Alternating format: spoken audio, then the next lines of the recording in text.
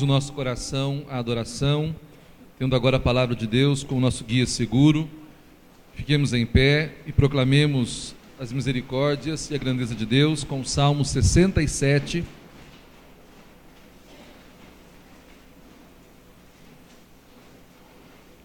A uma só voz adoremos o Senhor. Que Deus tenha misericórdia de nós e nos abençoe, e faça resplandecer o seu rosto sobre nós, para que sejam conhecidos na terra os teus caminhos, a tua salvação entre todas as nações. Louvem-te os povos, ó Deus, louvem-te todos os povos. Exultem e cantem de alegria as nações, e guias as nações na terra. Louvem-te os povos, ó Deus, louvem-te todos os povos. Que a terra dê a sua colheita, e Deus, o nosso Deus, nos abençoe. Que Deus nos abençoe e o temam todos os confins da terra. Oremos. Convido o nosso irmão André Soares para que ore.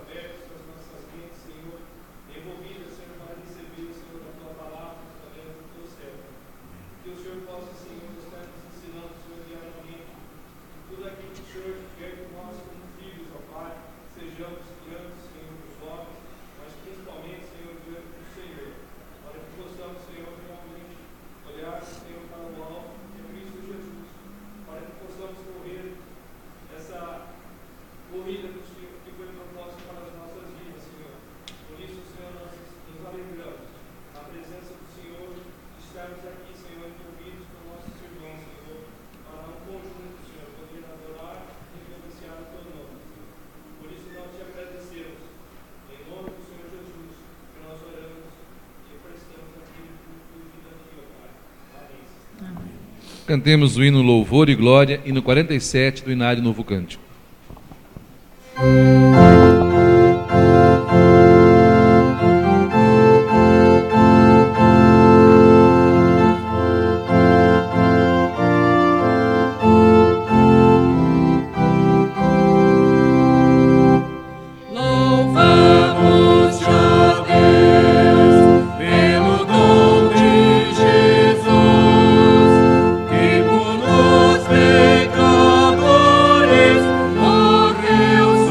Sobre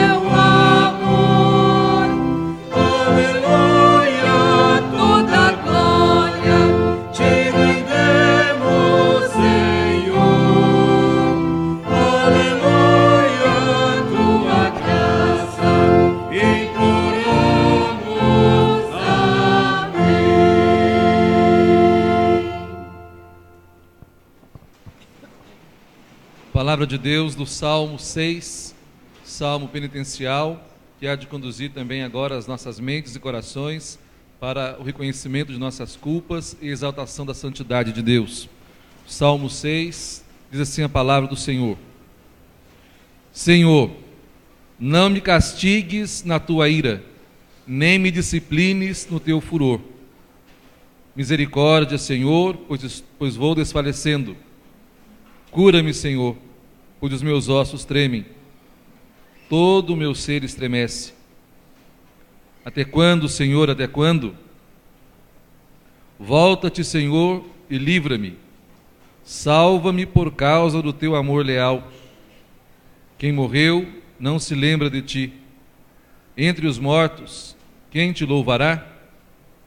Estou exausto de tanto gemer. De tanto chorar, inundo de noite a minha cama.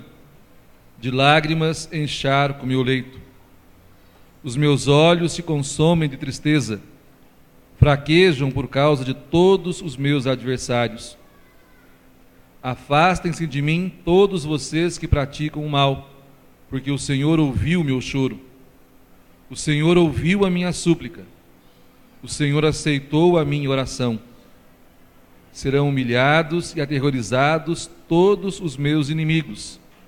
Frustrados, recuarão de repente.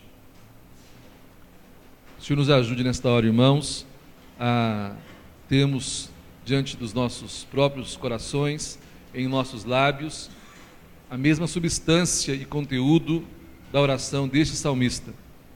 Que o Senhor tenha misericórdia de nós, que nós reconheçamos que os nossos pecados nos debilitam, que Ele nos dê a graça evangélica de chorar os nossos próprios pecados, a nossa própria miséria ante a santidade de Deus, que o Senhor afaste de nossas almas tudo quanto tem militado contra a nossa perseverança nos santos caminhos, que o Senhor nos faça triunfar sobre o mal neste mundo e o mal que impera o nosso próprio coração.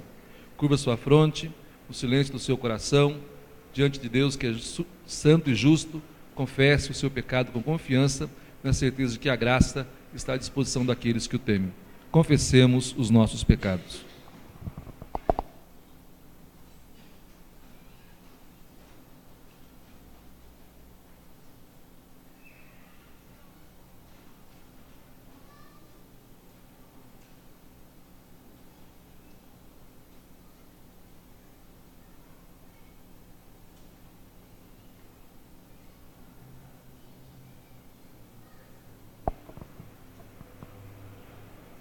Façamos das palavras contidas no hino 73, hino Compaixão, as palavras audíveis da nossa oração ao Senhor. Cantemos.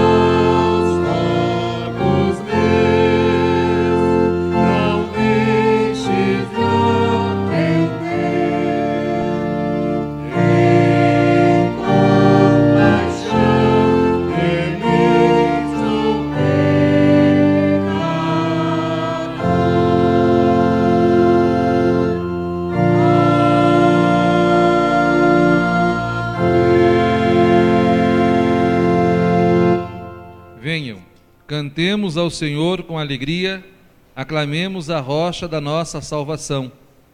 Vamos à presença dele com ações de graças. Vamos aclamá-lo com cânticos de louvor. Cantemos ao Senhor em sua beleza e em sua santidade.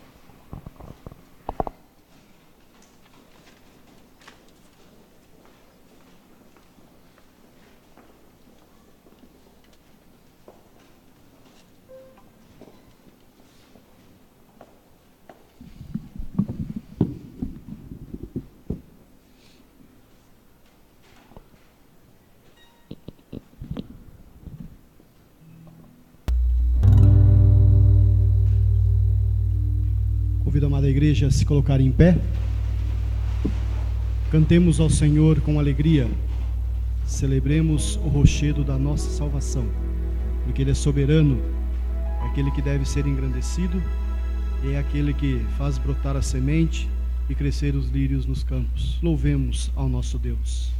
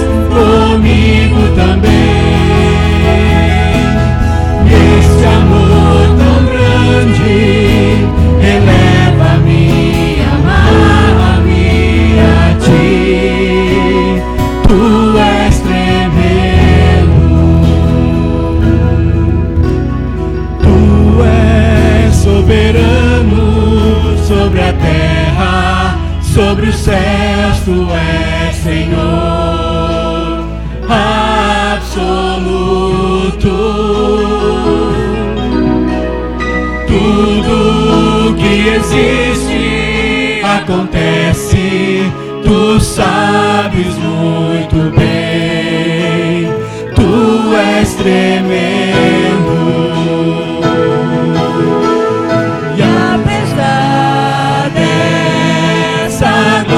Que tens, tu te importas comigo também. E este amor tão grande eleva-me, amar-me a ti. Tu és tremendo.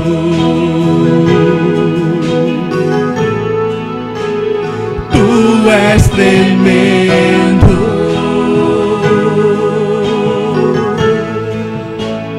Tu és tremendo.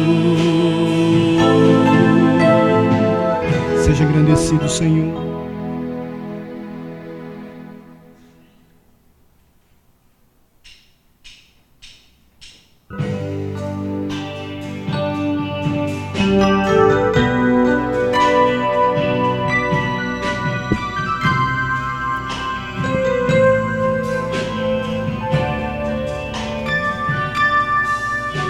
Seja engrandecido, ó Deus da minha vida.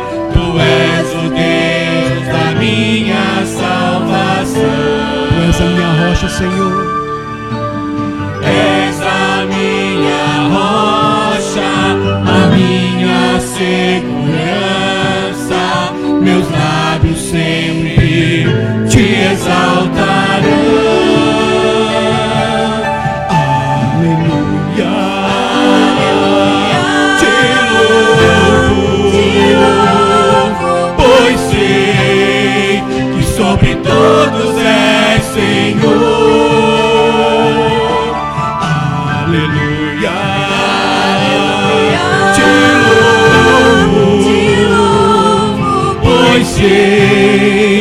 sobre todos és Senhor. Seja engrandecido o nome do Senhor.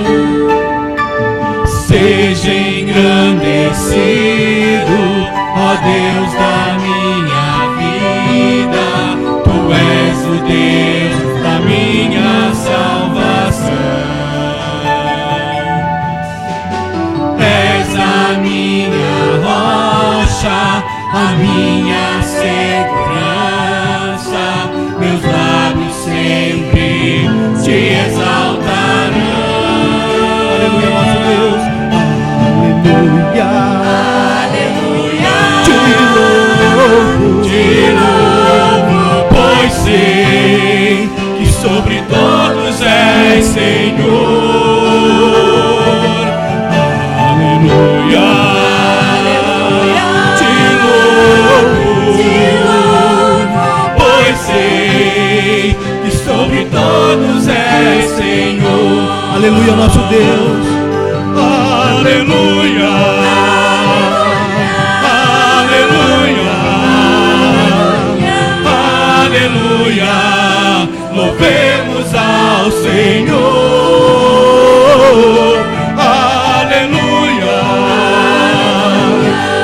Aleluia. Aleluia. Louvemos ao Senhor. A igreja pode se sentar.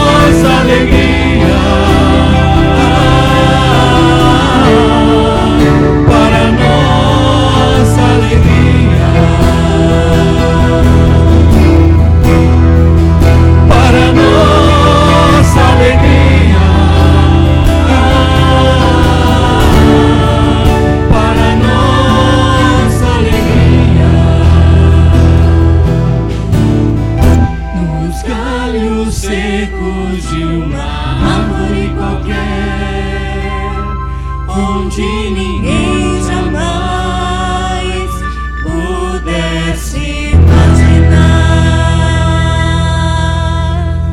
Pai Santo, Pai querido, receba, Senhor, o nosso louvor, a nossa adoração. Prepara agora, ó Deus, as nossas mentes. Nos leva, Senhor, cativos ao entendimento da Tua palavra. Abençoa, Senhor, o Teu servo. Usa-o como instrumento nas Tuas mãos, aqui, neste momento, nesta hora e nesta noite, para a honra e glória do Teu santo nome. Assim oramos em nome de Jesus. Amém, Senhor. Palavra de Deus do Evangelho de Marcos, capítulo 1, versículo 15. Evangelho segundo Marcos, capítulo 1, versículo 15.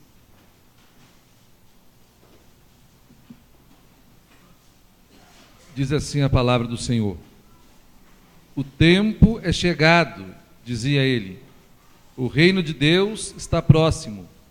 Arrependam-se e creiam nas boas novas. Até aqui. Bondoso Deus, querido Pai, obrigado por esta porção da Tua palavra que acabamos de ler. E humildemente, Senhor, te pedimos iluminação do Espírito Santo para que compreendamos a extensão e a profundidade da Tua palavra e apliquemos em nossas vidas tudo quanto ela contém para o nosso bem e para a glória do Teu santo e precioso nome. É no nome glorioso de Jesus que rogamos agradecidos. Amém. Irmãos, iniciamos na noite de hoje, neste culto, o tempo dedicado às missões na Igreja Presbiteriana do Brasil. Como eu disse no culto pela manhã, que abre a escola dominical, o mês de agosto tem a ver com missões, porque é no mês de agosto que nós celebramos o aniversário da fundação, dos inícios do presbiterianismo no Brasil. Como eu disse de manhã, a primeira igreja evangélica cuja o escopo principal de instalação no Brasil foi a evangelização da nação. E dentro do contexto do mês missionário, nós iniciamos essa série de pregação que fala das marcas da igreja. Mas não são aquelas marcas da igreja levantadas ou redescobertas pelos reformadores do século XVI, quando voltaram às Escrituras e perceberam que 3 marcas distinguem uma igreja verdadeira ou mais pura de uma igreja não verdadeira ou de uma igreja menos pura. A igreja verdadeira, segundo os reformadores, tem 3 marcas distintivas. A primeira dela é a exclusiva e reta exposição das Escrituras. Onde quer que a palavra de Deus esteja sendo pregada, ali inequivocamente se encontra o reino de Deus estabelecido e Cristo preside e julga todas as coisas, segundo Martinho Lutero. Mas onde a palavra de Deus é retamente exposta e pregada, não falta coisa alguma para que aquela comunidade de fato receba em suas vidas todas as promessas e todas as normativas para um viver segundo Deus. Então não há que se ligar à veracidade de uma igreja à sua tradição, por exemplo, porque longevidade ou antiguidade sem verdade não passa de uma mentira muito velha, segundo Santo Agostinho. Então o fato de uma igreja ter 1000 anos, 2000 anos, pleitear para si sucessão apostólica ou qualquer outra coisa, se a palavra de Deus não é retamente exposta, ali não se encontra a igreja de Cristo. O que se encontra é uma instituição religiosa, que tem suas coisas positivas e outras coisas nem tanto, mas se não tem a palavra, não tem Cristo. Segunda coisa que os reformadores, a partir de Martinho Lutero, perceberam, é que onde há também a reta e bíblica administração dos sacramentos. Quantos sacramentos a Bíblia diz que existem? 2. E os outros? Os outros nós não sabemos de onde vêm com certeza. Mas da boca do Senhor Jesus, nós ouvimos que Ele mandou batizar e mandou que celebrasse a ceia em seu nome. As outras coisas todas, você não encontra respaldo bíblico. Matrimônio, ordem, penitência, unção dos enfermos. Os outros ditos sacramentos, biblicamente não têm validade. Porque o Senhor Jesus, que é o cabeça, chefe, Senhor, dono da igreja, que instituiu e fundou, no seu lado aberto jorraram sangue e água para iniciar publicamente o mistério da igreja, esse Senhor Jesus mandou batizar e mandou celebrar a ceia em seu nome, não mandou outra coisa. Então os reformadores disseram, se a palavra é pregada, retamente exposta, sem que haja qualquer mistura ou acréscimo à palavra, ali o reino de Deus se estabelece. Onde os sacramentos são genuinamente celebrados, ali o reino de Deus acontece. Mas há uma terceira marca distintiva da igreja, que é a celebração da disciplina. Uma dupla disciplina. A disciplina formativa, que é aquela que o pastor, os presbíteros passam muito tempo demonstrando quais são os limites da lei, da liberdade do homem em face da lei, falando da odiosidade do pecado, exaltando a santidade de Deus, rogando para que o povo viva a vida digna segundo o Evangelho. Essa disciplina é aquela que acontece no ordinário da igreja. Enquanto as Escrituras são pregadas, o ministério das chaves do reino, que liga e desliga, vai acontecendo na igreja. Mas também há a disciplina corretiva. Esta é aquela exercida por zelo e por amor, quando o irmão, subjugado pelo pecado e por causa de suas fraquezas, vem a ceder e a cair nas insídias mentirosas de Satanás, é levado ao engodo e ao erro, a uma vida longe do Evangelho. É dever do conselho confrontar essa pessoa no amor segundo o Evangelho, pedir para que ela volte ao bom senso, rogar a Deus para que ela caia em si, exercer a disciplina eclesiástica, demonstrando que existe uma penalidade sobre a falta, e aí fazer com que a pessoa seja restaurada pela graça de Deus e rogar para que ela mesma dê os passos para voltar à comunhão. Então esses três elementos, ou essas três marcas, distinguem uma igreja genuína ou verdadeira de uma igreja menos verdadeira, se pode dizer assim, de uma igreja que não é pura. As outras coisas todas, cerimoniais, formas de governo, tipos de culto. Quando eu falo tipos de culto, não falo dos elementos do culto, mas das circunstâncias em que o culto se dá, e outras coisas todas, não tornam a igreja necessariamente menos ou mais igreja. Mas onde a Escritura não é legitimamente, inteiramente pregada, onde os sacramentos não estão presentes, a disciplina não acontece, não há que se pensar que existe uma igreja. É uma religião, uma seita, um clube, qualquer outra coisa assim. Mas a igreja precisa ter esses três elementos. Uma igreja pode ser alegre, bater palmas, cantar, dançar. O pastor pode inventar na ceia do Senhor, dar uma uva para o seu filho chupar, para você mesmo mastigar aí, sei lá, qualquer outro tipo de brinde, o que ele quiser fazer. Isso não faz da igreja ser igreja. Nós podemos também colocar filmes, trazer notícias de última hora, discutir as tragédias que acontecem na faixa de Gaza, o que aconteceu na fronteira Ucrânia e Rússia, e tentar fazer uma igreja contemporânea, antenada com os acontecimentos, mas isso vai fazer de nós apenas e tão somente um posto avançado de informações ou um balcão de fofocas. Mas a igreja, ela prima e zela na sua existência quando há a primazia e exclusividade da palavra, os sacramentos que selam as promessas que a palavra contém e o zelo pela santidade do Senhor, manifestada na santidade dos seus membros. Na verdade, nós vamos falar de outras marcas nesta noite, não das marcas de uma igreja verdadeira, vamos falar das marcas de uma igreja saudável, que é outra coisa muito importante.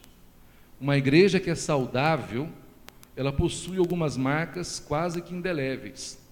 Por que estamos falando de saúde para a igreja? Porque a igreja é um corpo, é um organismo, não é uma organização. A igreja é um corpo vivo e vivente, não é uma estrutura, não é uma instituição. A igreja não são os seus blocos de pedras e também não é esse templo, esse conjunto de coisas daqui. A igreja não é aquilo que está na nossa Constituição ou em qualquer outra coisa. Essas coisas podem ajudar e podem atrapalhar, mas a igreja é um corpo vivo, constituído de pedras vivas, lavradas e purificadas no sangue de Cristo, que que vivem e respiram. E, como diz Ariano Suassuna, tudo que vive morre. Esse é que é o problema. Tudo que vive morre. Tudo que tem vida envelhece. Pode ficar doente. Pode sofrer baixa na sua imunidade, nas suas defesas. Pode perder a capacidade de resistir aos ataques invisíveis dos inimigos. Pode a qualquer momento apresentar fragilidade e ser acometido de uma enfermidade que leva à morte. Irmãos, as igrejas morrem. Enquanto eu e você não tivermos isso bem presente no nosso coração, nós jamais deixaremos a nossa mediocridade espiritual, jamais deixaremos de ser consumidores de religião, jamais deixaremos de ser pessoas que fazem barganhas descaradas com Deus. A igreja é um corpo do Senhor, que tem os seus organismos, vive e respira vivendo da graça, mas se ela não estiver saudável, ela pode ser acometida por muitas doenças, desde um simples erro teológico, a importar costumes e dinâmicas do mundo, vindo a mundanizar-se, até chegar a criar muitas heresias e, por último, a morte, que é a apostasia. E uma vez apostatada aquela igreja, ela aparta-se da graça de Cristo, e ela vai minguando. Os eleitos de Deus necessariamente deixarão aquela comunidade e procurarão refrigério, alimento, nutrição, vida, comunhão com o Senhor, adoração em outros rebanhos, em outros redis, mas não poderá permanecer muito tempo ali. Os outros todos sucumbirão sob as ruínas e os escombros daquela igreja que está morrendo. Onde está a igreja de Éfeso, Tiatira, Laodiceia, Esmirna? Essas igrejas não existem mais. E Jesus disse na carta que ele enviou por meio de João àquelas igrejas, que ele removeria o candelabro, que as estrelas iriam apagar-se, que os anjos iriam embora, no caso os líderes, aquela geração de pastores, apóstolos, presbíteros, desapareceria, com ela os crentes verdadeiros, e aquelas igrejas morreriam, e elas morreram. Onde está a igreja do grande Agostinho de Hipona? Não existe mais a igreja de Hipona, não existe sequer o mosteiro onde ele foi bispo, onde ele foi monge. É tudo ruínas. As igrejas dos pais da igreja, poucas delas nós sequer sabemos geograficamente onde elas existem. Mas se você der uma voltinha pela internet, você vai ver que muitos venerandos templos da Reforma Protestante, onde pregaram os mais luminosos pastores dos séculos 17 e 18, hoje são boates para transexuais, são boates gays, são bares e restaurantes, muitas até que tiveram um fim mais nobre, mais honroso, são bibliotecas, ou então alguma coisa de museu, algo ligado a alguma universidade, mas aquela igreja que se reunia ali para adorar o Senhor, para prostrar-se ante os pés de Jesus, para receber dele nutrição, aquele corpo, um dia foi enfraquecendo-se, foi perdendo vitalidade, foi perdendo seiva, foi desconectando-se do ramo, da videira que é Jesus. Não foi passado a seiva, ela foi cortada, jogado fora, queimou, o vento veio e ela desapareceu. Irmãos, nós não estamos isentos disso. Queira Deus que nós não sejamos os coveiros da Igreja Presbiteriana Central de Itapira. Queira Deus que a nossa geração não seja aquela que vai deixar um bilhete na porta onde o Hélio está encostado. O último que sair, por favor, apague a luz. Porque se nós não vigiarmos e não orar, se nós não tivermos apreço e apego pelas Escrituras, e não deixar que nosso coração se apegue às Escrituras, não nos deixar conduzir pela palavra de Deus, entrar em santa e dócil obediência, em pronta obediência, não deixar a obediência para amanhã, para depois, se agora, no hoje de nossas vidas, consertarmos a nossa existência com o Senhor, reconciliarmos com Deus e conosco mesmos, Como diz o livro das Lamentações, talvez haja esperança. Põe a tua boca no pó, talvez haja esperança. Lamentações 3, a partir do verso 25, 23, 24, ali você vai encontrar essa demonstração do profeta Jeremias. Por isso, irmãos, nessa noite nós vamos falar das marcas da igreja. E nós estamos neste Evangelho de Marcos. O Evangelho de Marcos, como já preguei aqui, já ensinei aqui, ele recolhe a tradição da pregação de Pedro.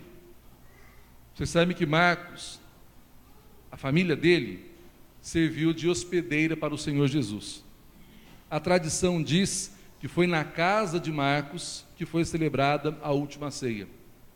Também nós vemos nos relatos dos Atos dos Apóstolos que quando eles saíam da prisão, Pedro e João, ou quando voltavam de algum lugar mais conturbado, eles iam à casa da mãe de Marcos, e ali naquela casa eles se reuniam. É ali que nós temos aquele episódio maravilhoso, Atos 4:31. Depois de terem orado, tremeu o lugar, todos ficaram cheios do Espírito Santo e com audácia saíram e pregaram a palavra de Deus.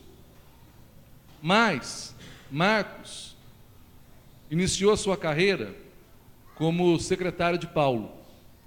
Sabe-se lá por quê, e Paulo era primo de Barnabé, sabe-se lá por quê, houve um entreveiro qualquer entre eles. Ouso, com toda a reverência, dizer que Marcos não aguentou o gênero forte e a têmpera de Paulo. Paulo devia ser alguém muito difícil de conviver com ele. E Marcos era um jovem, talvez não tenha aguentado a severidade ou a radicalidade de Paulo.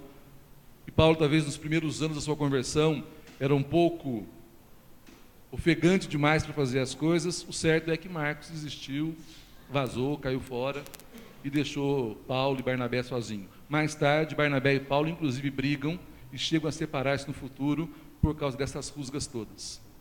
Mas Pedro, evidentemente levado por Deus, pelo Espírito do Senhor, toma Marcos para si, e Marcos se torna uma espécie de secretário, né, ou de taquígrafo, ele que recolhe a pregação de Pedro. Então, o que é o Evangelho de Marcos? Antes de mais nada, é o recolhimento da memória ou das memórias que Marcos tem da pregação de Pedro. Então, é uma fonte primária. É a fonte mais perto do frescor. Pedro está mais perto do Senhor Jesus do que Paulo. Tanto é que o nome de Pedro figura em todas as listas apostólicas em primeiro lugar. Embora André fosse o primeiro chamado, Pedro é o primeiro dos apóstolos. E é o príncipe dos mesmos. Gozava da intimidade do Senhor Jesus, ensinou e pregou coisas que só ele viu. Nem os outros discípulos e apóstolos viram. Também ouviu reprimendas do Senhor Jesus que nenhum outro apóstolo viu. Tamanha a intimidade de Jesus com Pedro. Então Marcos é uma espécie de backup, de memória, né, viva do que aconteceu na vida de Pedro, ouvindo Jesus, e que agora ele repassa a nós 2000 anos depois. Segunda coisa importante é esta perícope. Essa porçãozinha que nós lemos, ela é uma espécie de intersecção, de encruzilhada. Ela está entre o novo e a passagem do antigo, porque é o fim do ministério de João Batista. Aqui, para quem gosta de teologia, aqui é o fim do Antigo Testamento. Onde termina o Antigo Testamento? Termina no versículo 14 do capítulo 1 do Evangelho de Marcos. Aí termina o Antigo Testamento. Aí João termina de pregar. Aí João para de falar.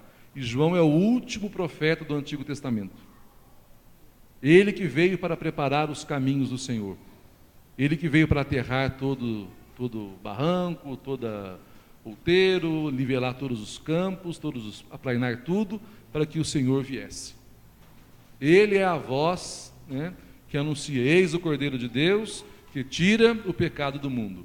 No versículo 14, termina o Antigo Testamento. E numa palavra bastante autorizada, começa o Novo Testamento, porque Jesus começa efetivamente a pregar. Entretanto, começa o Novo Testamento, mas não muda a mensagem, porque a aliança também não muda. Na verdade, se cumpre as profecias, mas não se muda o teor da aliança, porque a pregação de Jesus é a pregação do Antigo Testamento, é a pregação de Noé, é a pregação dos profetas, é a pregação de todos aqueles homens que vieram antes dele, inclusive João Batista. Ou seja, a igreja não pode dar-se ao luxo de ter uma mensagem, uma proclamação melhor, mais acabada, mais decantada, mais amigável, mais simpática, mais gostosa de ouvir, mais tranquila do que foi a do Senhor Jesus, porque Ele não se deu esse direito. Aqui nós vemos exatamente a substância da mensagem do Senhor Jesus: urgência para converter-se, desespero para receber o reino. E nós vemos isso desde os dias de Noé. Abra sua Bíblia aí na segunda carta de Pedro, capítulo 2, versículo 5.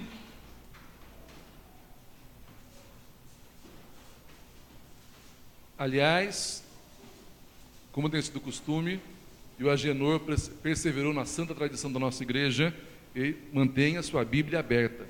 Não importa que o pastor fale, é importante que Deus fale com você através das Escrituras. Segunda carta de Pedro, capítulo 2, versículo 5. Ele não poupou o mundo antigo, quando trouxe o dilúvio sobre aquele povo ímpio, mas preservou Noé, pregador da justiça, e mais 7 pessoas.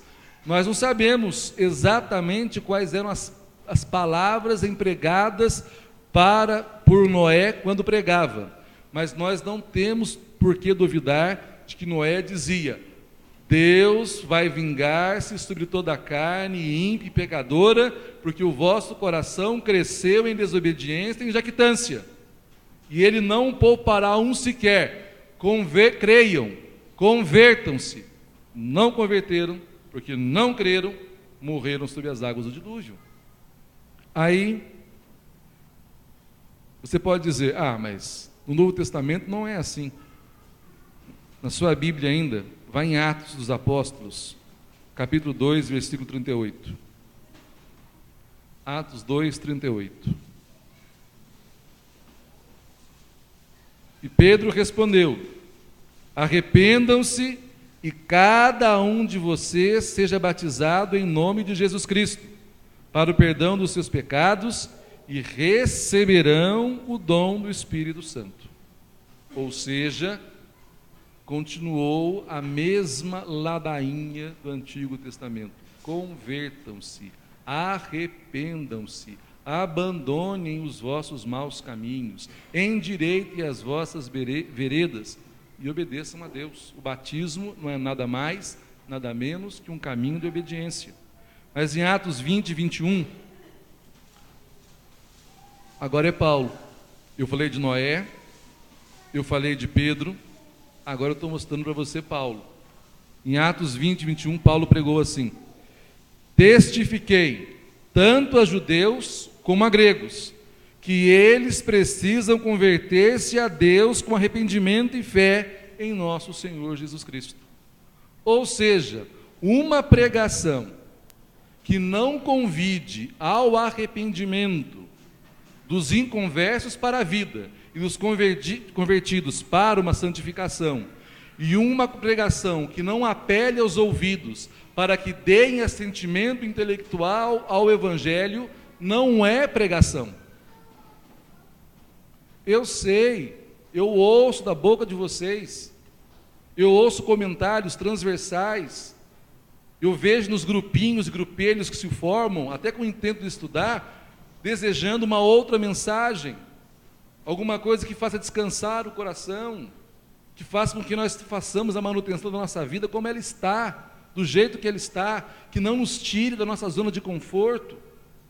Uma mensagem que diz assim: está bem assim a sua vida.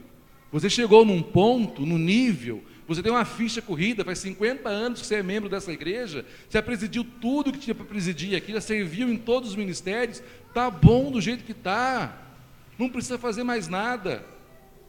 De vez em quando eu ouço pastores e presbíteros e diáconos dizerem que vão tirar um ano sabático. Quem é que tira ano sabático? Quando é o nosso ano sabático?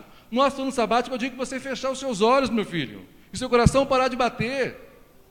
Quando não tiver mais ar nos pulmões, e o seu corpo estiver completamente falido, inerte, aí você entrará no descanso, no repouso do seu Senhor. Naquele dia você vai ouvir: muito bom, servo bom e fiel, entra no ano sabático, no repouso do teu Senhor. Lá você vai ouvir o Salmo 95, 96, se hoje escutardes a sua voz, não endureçais o vosso coração. Enquanto há um hoje, escute esse hoje.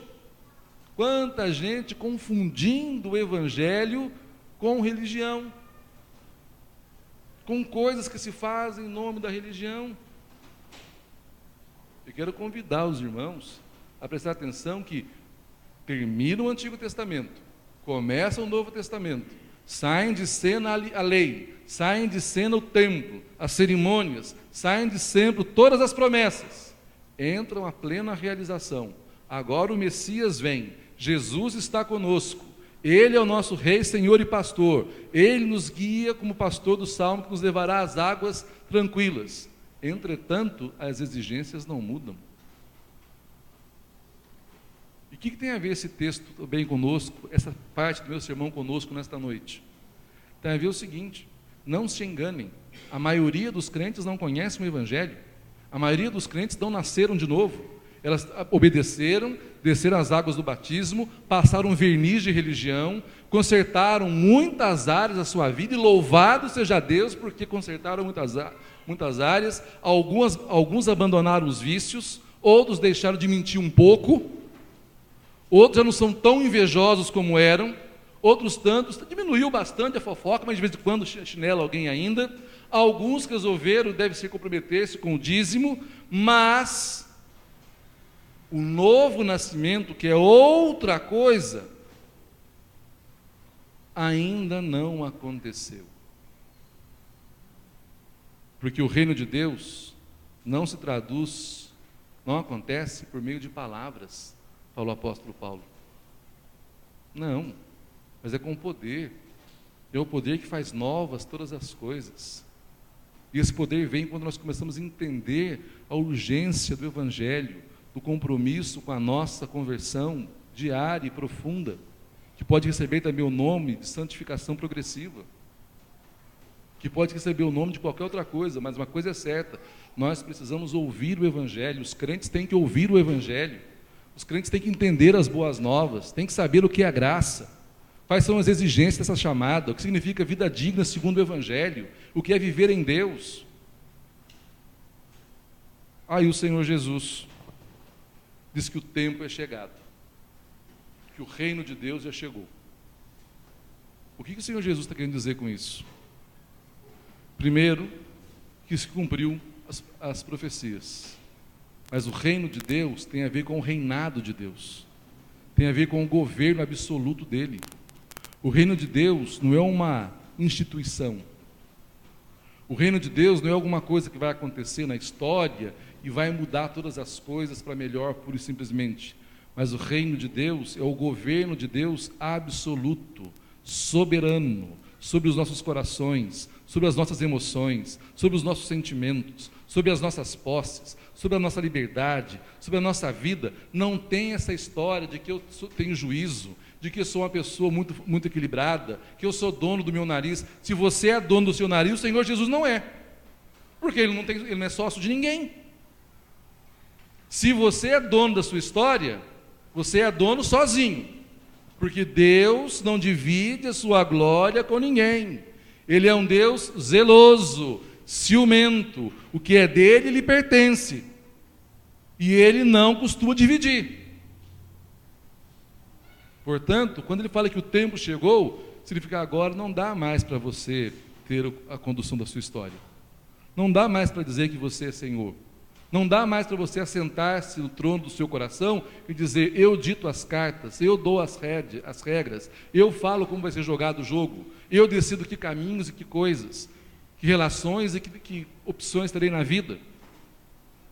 Irmãos, para muitos de nós que estamos sentados aqui, o reino de Deus é uma abstração filosófica, é uma ideia que está no horizonte mental, sei lá eu de onde. O reino de Deus é uma aspiração utópica.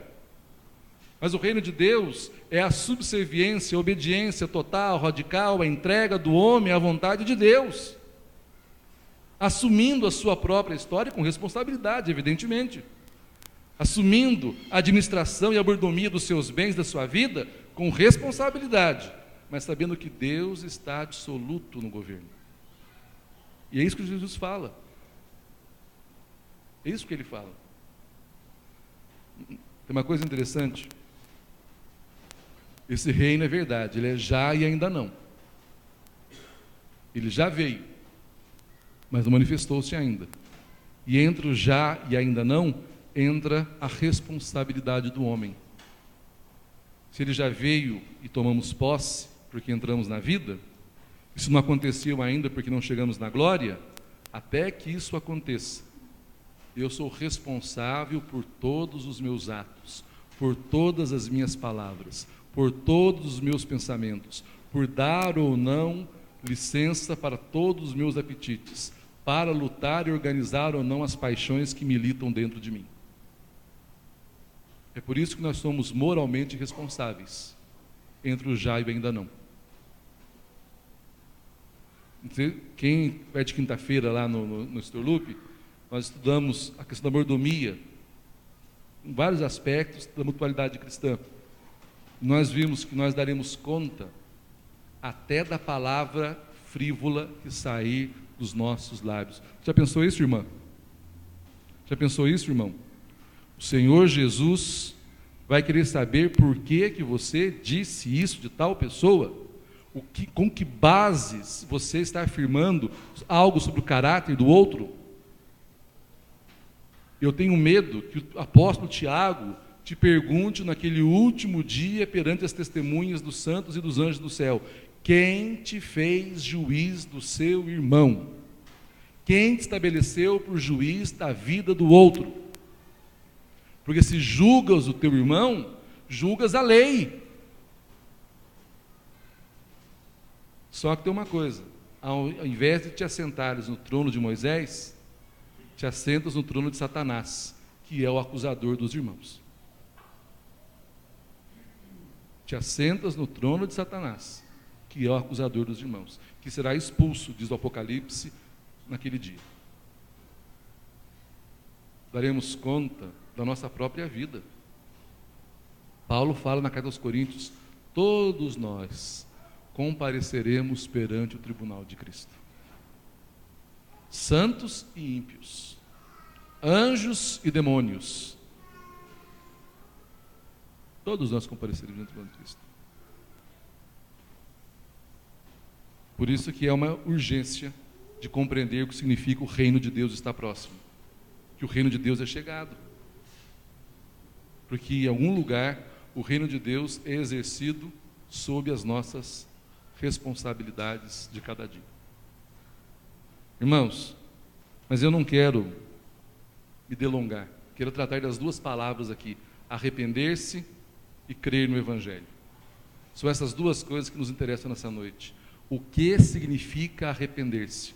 Irmãos, se vocês estiverem com muita dificuldade para procurar na Bíblia, e nem todo mundo sabe a ordem dos livros, e não é pecado não saber, agora, domingo que vem, já seja.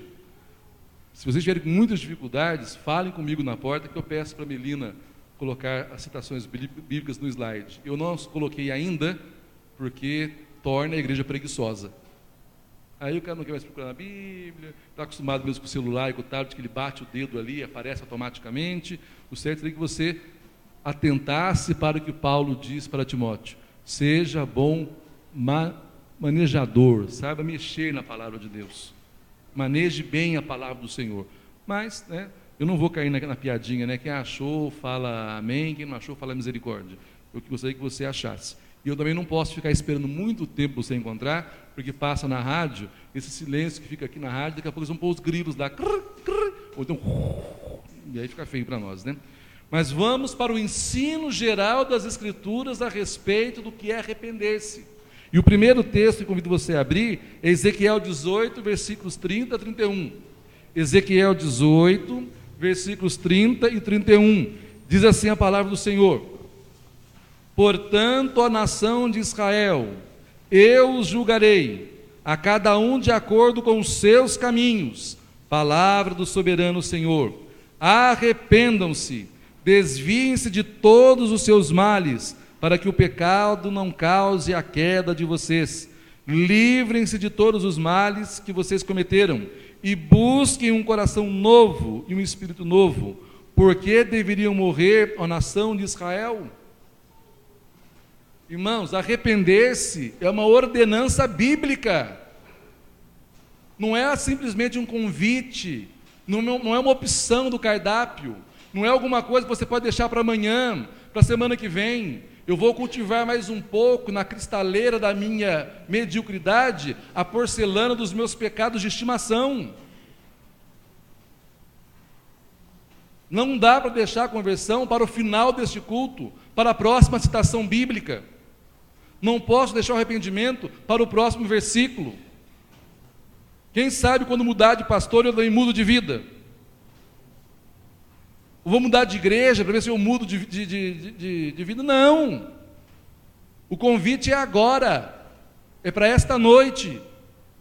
Até o fim da última respiração sua, entre uma e outra, entre a sístole diástole do seu coração, você precisa fazer a opção fundamental, irrenunciável, de arrepender-se, pedir a Deus: Senhor, ajuda-me a jogar fora da minha vida, a tirar da minha tenda, de dentro da minha casa, de dentro do meu casamento, do meu relacionamento com os meus filhos, do meu estar na igreja, do meu estar com os meus amigos de profissão, em qualquer outro lugar, tudo quanto me leva para veredas para muito, muito, muito longe do Senhor.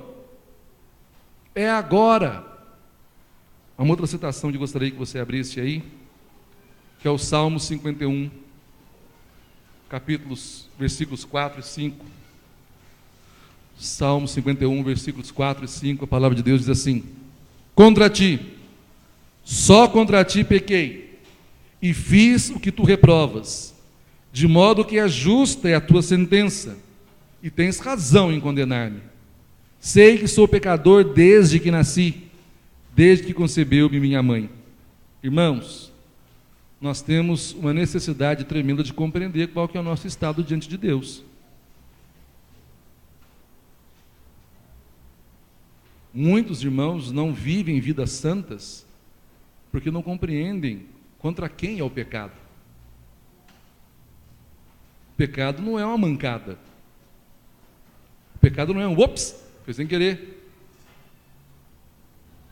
A gravidade do crime se dá em proporção contra quem nós o fazemos. Se você comete um crime de injúria, por exemplo, contra mim, não tem nenhum problema, a justiça vai tratar sem peso. Mas contra o presidente da República, porque é presidente da República, sabe, quem é advogado, fez direito, está aqui, sabe que é uma contrada atenuante, uma agravante. É uma agravante. Agora, os nossos pecados, contra quem são cometidos? Contra um rei? Contra um presidente da República? Contra o irmão? Contra o pastor? Também contra essas pessoas cometemos pecados.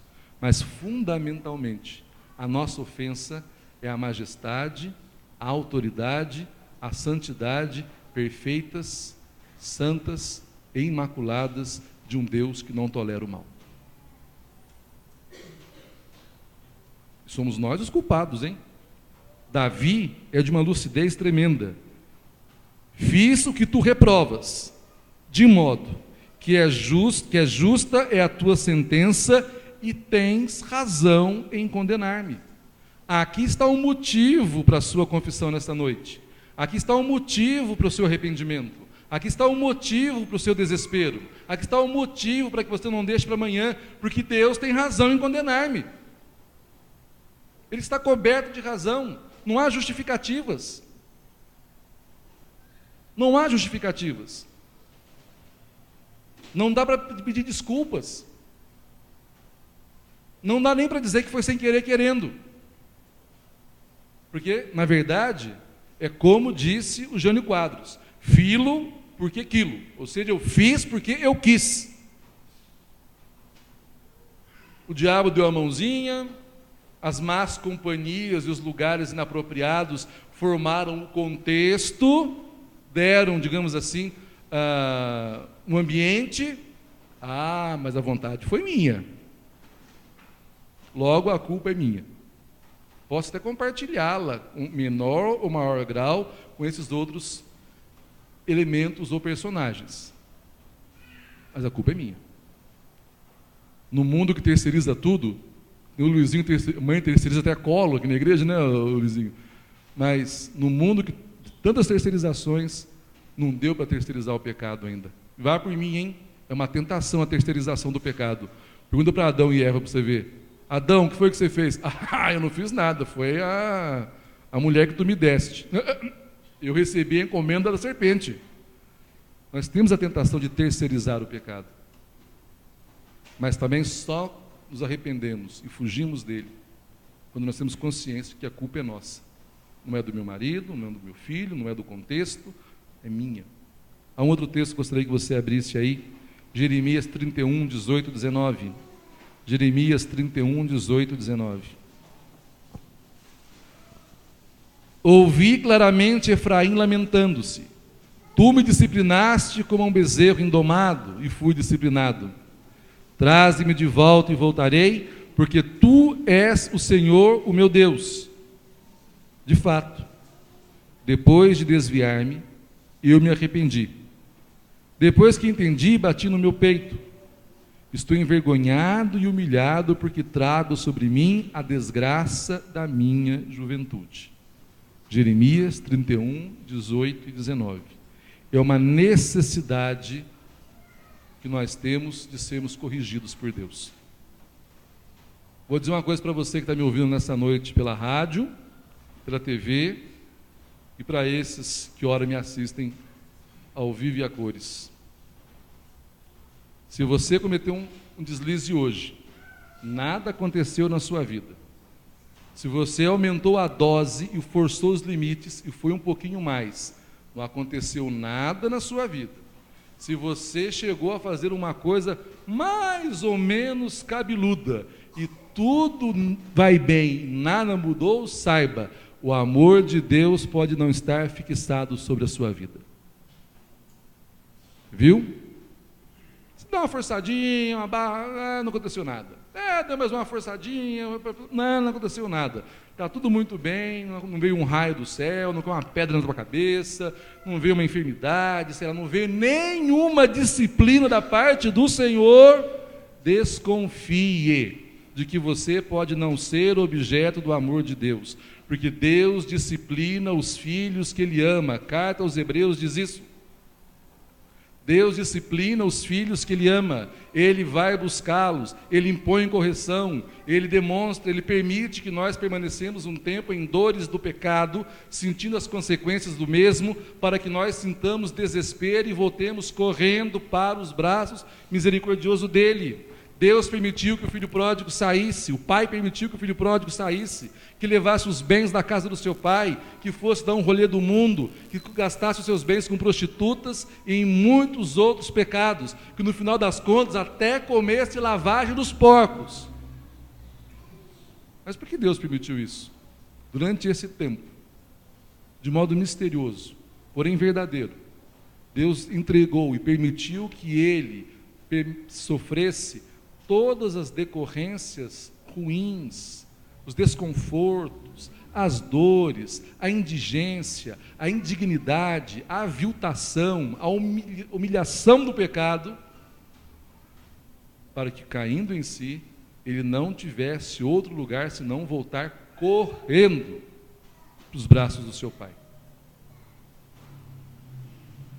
Irmãos, está tudo muito bem, de rodeio em rodeio, de show em show, de festa em festa, de bebida em bebida. Está até parecendo a música da Maísa, né? De bar em bar, de bar em bar. Meu mundo caiu, não aconteceu nada. Dobre o seu joelho e clame misericórdia, porque precisa acontecer alguma coisa. Se o amor de Deus está sobre a sua vida, se as promessas de Deus estão com você, se o Evangelho te alcançou, tem que acontecer alguma coisa. Porque de Deus não se zomba. Como eu disse, Deus é ciumento. é zeloso, não compartilha sua glória com ninguém, não dá a outro o que lhe pertence, Deus não vai perder você para o pecado.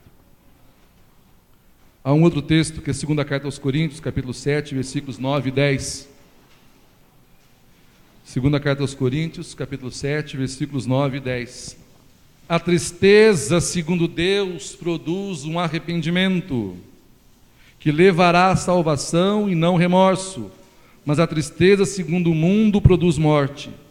Vejam o que a tristeza, segundo Deus, produziu em vocês. Que dedicação, que desculpas, que indignação, que temor, que saudade, que preocupação, que desejo de ver a justiça feita. Em tudo vocês se mostraram inocentes a esse respeito.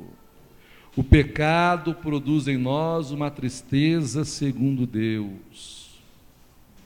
Nos faz chorar diante do Senhor. Nos incomoda, dilacera a alma, fere o coração, nos impede de ter sono tranquilo, sono dos justos. A tristeza, segundo Deus, deveria incomodar-nos mais que brasas debaixo das nossas roupas. Tristeza, segundo Deus, é a diferença exata de Judas Iscariotes e a diferença para Pedro. Judas Iscariotes teve remorso, e o remorso levou ao suicídio. Pedro teve uma tristeza segundo Deus, e permitiu-se ser restaurado pelo amor de Cristo. Pedro, tu me amas? Vai e confirma, apacenta os meus cordeiros. De Judas não. Diz que as suas vísceras ficaram espalhadas no campo de sangue. O arrependimento produz uma tristeza segundo Deus. Nos faz voltar e pedir perdão àquele a quem afrontamos no seu amor. O último texto do que é, segundo o ensino geral das Escrituras, o arrependimento, Mateus 21, 28 a 31. Mateus 21, capítulo 21, versículos 28 a 31. O que acham? Havia um homem que tinha 2 filhos. Chegando ao primeiro, disse: filho, vá trabalhar hoje na vinha. E esse respondeu: não quero. Mas depois mudou de ideia e foi. O pai chegou ao outro filho e disse a mesma coisa. Ele respondeu: sim, senhor. Mas não foi. Qual dos 2 fez a vontade do pai? O primeiro, responderam eles. Jesus lhes disse: digo-lhes a verdade, os publicanos e as prostitutas estão entrando antes de vocês no reino de Deus. Elas não estão entrando no reino de Deus porque são prostitutas, porque são ladrões. Não é isso. É que todos os homens desde o início são chamados a viver segundo o padrão moral de Deus. Todos os homens têm a lei moral escrita no coração. Todos os homens sabem o que é certo e o que é errado, o que é a vida, o que é a morte, o que é a lei e o que é a vida. Portanto, não fizeram o que Deus queria, foram viver as suas vidas dissolutas. Depois mudaram de ideia, se arrependeram e foram trabalhar. Os homens religiosos daquele tempo ouviram, disseram que iam entrar na vinha, que iam entrar na lavoura, que iam trabalhar, mas preferiram correr atrás dos seus próprios interesses. Não foram. O que lhes parece? Às vezes parece conosco, né? Estamos na igreja, temos a promessa, conhecemos o Evangelho, mas não chegamos a obedecer. Porque só fazemos quando queremos, como queremos e o que gostamos. Ai do pastor e do conselho pedir qualquer coisa que não esteja exatamente nesta lógica. Quando quero, como quero e se gosto. Aí fica difícil acreditar que você de fato nasceu de novo. Aí fica difícil. E quem obedece, não obedece primeiro porque ama, obedece porque entendeu quem é que está mandando. E depois passa a amar a obediência porque percebe que ali há a vida. Vamos ver agora, rapidinho, o que é crer no Evangelho. Se o arrependimento para a vida e o arrependimento segundo Deus é o abandono do pecado, é entender que ele é uma afronta a Deus, que é um desespero nas nossas almas, o crer no Evangelho, a Bíblia também ensina o que é. Primeiro, crer é entender que a palavra de Deus é a única digna de todo crédito. João 17:17. Santifica-os na verdade. A tua palavra é a verdade. Porque o Evangelho é isso. É saber que não há outro modo de ser santo fora da palavra de Deus. Não há oração forte, não adianta ir nos montes, não adianta peregrinar, adorar, prostrar diante da arca, sei lá, ir no templo de Salomão, que não é de Salomão, é do Edir, não adianta. Você não será mais santo, a não ser que você entenda o que é o Evangelho e aproprie-se da bênção que ele contém e aplique na própria vida. Mas é crer que a palavra de Deus é absoluta. João 6:68. João 6:68.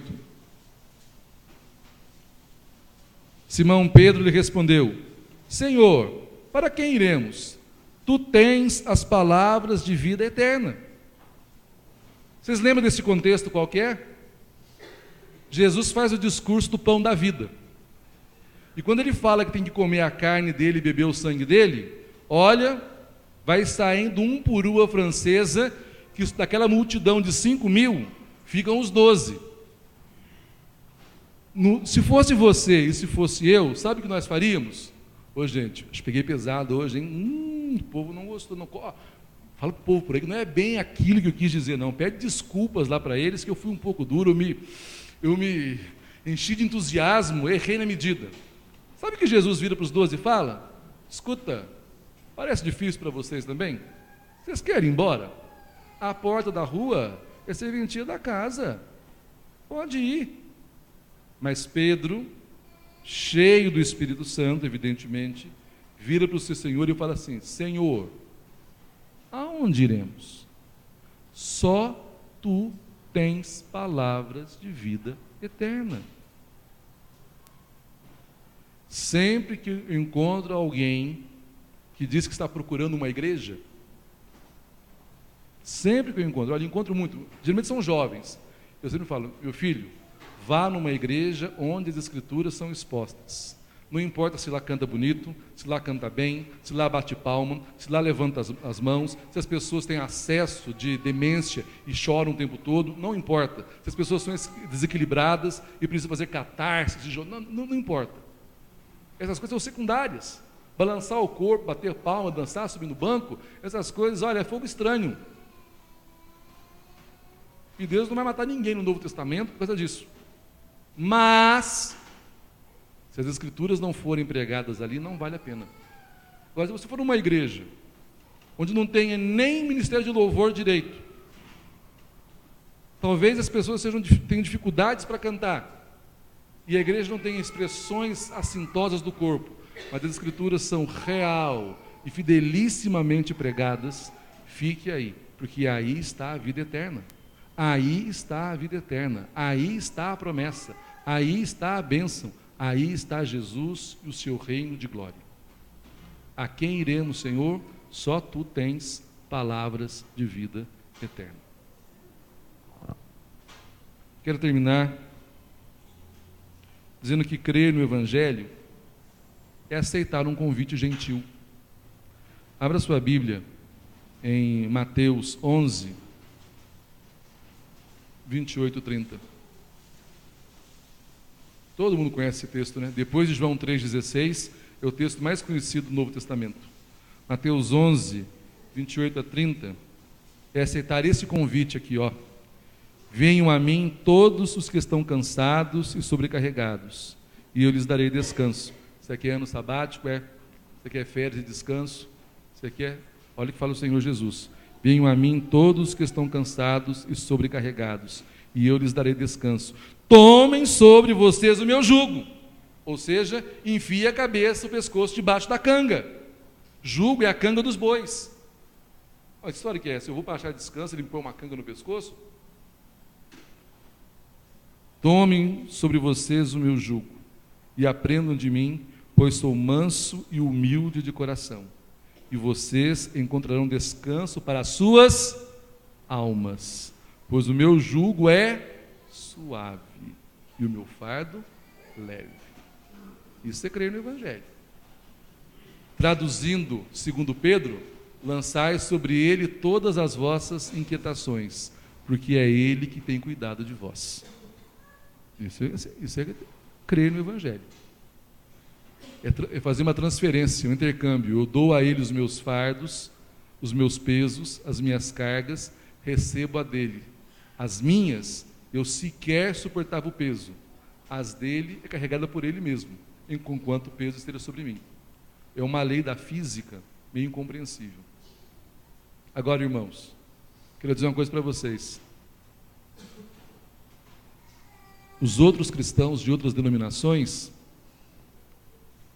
eles sofrem conosco uma coisa: nós somos salvos pela graça.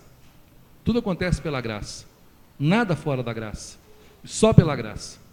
Tudo é dom de Deus, tudo é favor imerecido, tudo foi estabelecido no tempo em que nós não existíamos, mas Deus não abre mão da nossa responsabilidade. Como assim?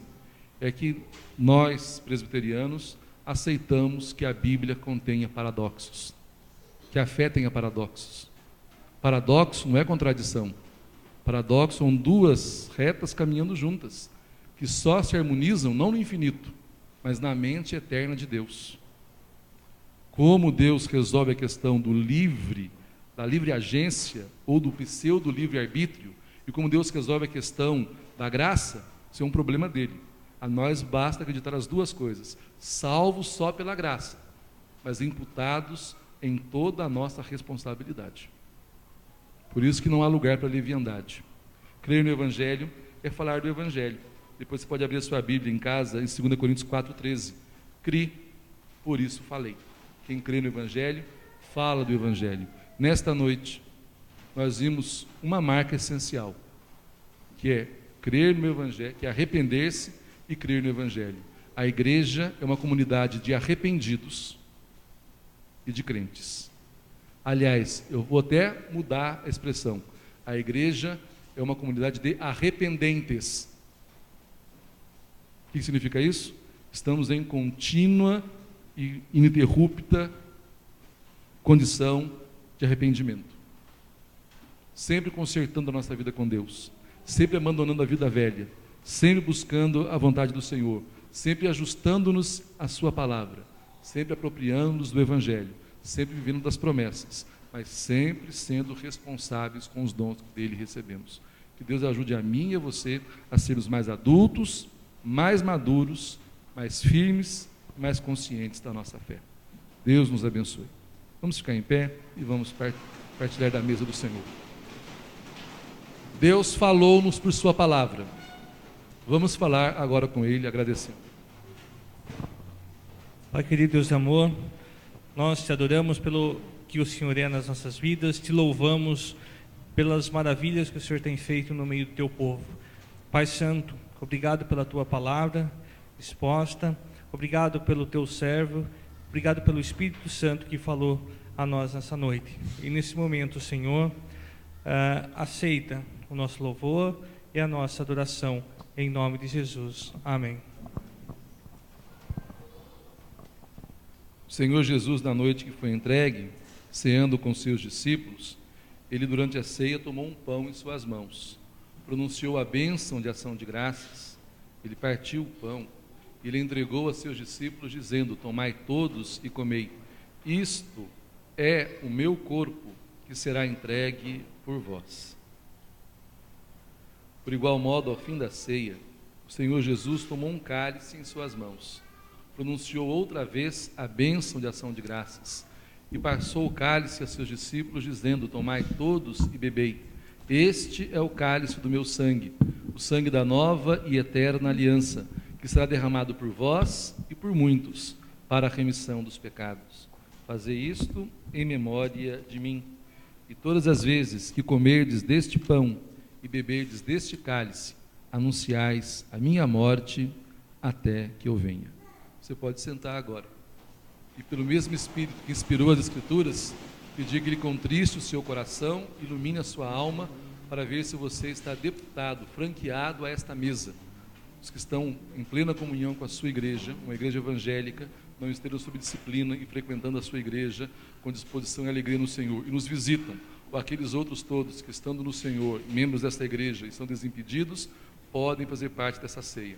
Os outros todos devem conservar-se como estão, porque a carta de Paulo aos Coríntios diz que aqueles que não discernem o corpo e o sangue de Cristo é a própria condenação que comungam. Livre-nos, Deus, de tamanho insulto, de tamanha ou flagrante desobediência a Deus. Deus é santo, reina neste lugar, e esses são os selos que marcam as suas promessas outorgadas a nós. Que façamos bom uso das promessas de Deus.